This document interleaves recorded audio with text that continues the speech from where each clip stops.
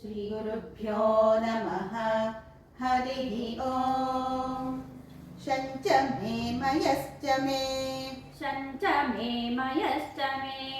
शञ्च मे मयश्च मे प्रियञ्च मे नु कामश्च मे कामश्च मे प्रियञ्च मे नु कामश्च मे कामश्च मे प्रियञ्च मे नु कामश्च मे कामश्च मे सौमनसश्च मे सौमनसश्च मे सौमनसश्च मे भद्रञ्च मे श्रेयश्च मे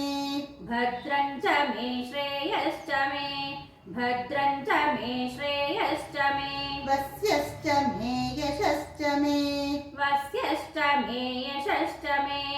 वस्यश्च मे यशश्च मे भगश्च मे द्रविणञ्च मे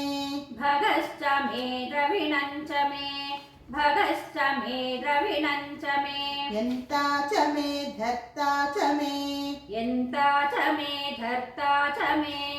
यन्ता च मे धर्ता च मे क्षेमश्च मे धृतिश्च मे क्षेमश्च मे धृतिश्च मे क्षेमश्च मे धृतिश्च मे विश्वञ्च मे महश्च मे विश्वञ्च मे महश्च मे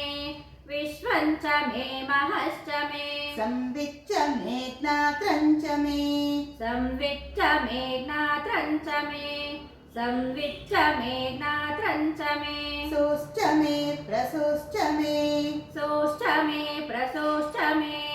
सोश्च मे प्रसोश्च मे सीरञ्च मे लयश्च मे सीरञ्च मे लयश्च मे सीरञ्च मे लयश्च मे ऋतञ्च मे मृतञ्च मे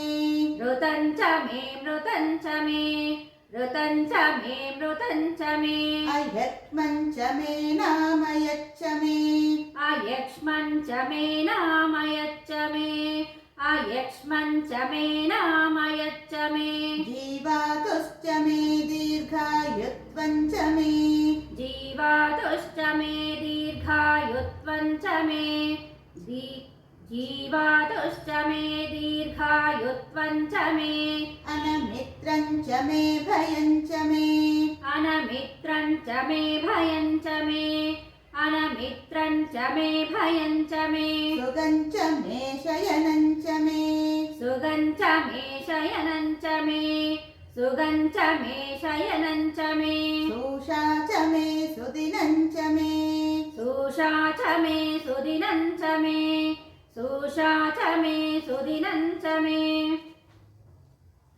शञ्च मे मयश्च मे प्रियञ्च मे नु कामश्च मे कामश्च मे सौमनसश्च मे भद्रञ्च मे श्रेयश्च मे वस्यश्च मे यशश्च मे भगश्च मे द्रविणञ्च मे यन्ता च मे धर्ता च मे क्षेमश्च मे धृतिश्च मे विश्वञ्च मे महश्च मे संविच्च मे ज्ञात्रञ्च मे सोश्च मे प्रसोश्च मे सीरञ्च मे लयश्च मरुतञ्च मे मृतञ्च मे यक्ष्मञ्च मे नामयच्च मे जीवातुश्च मे दीर्घायुत्वञ्च मे नमित्रञ्च मे भयञ्च मे सुगञ्च मे शयनञ्च मे सोषा च मे सुदिनञ्च मे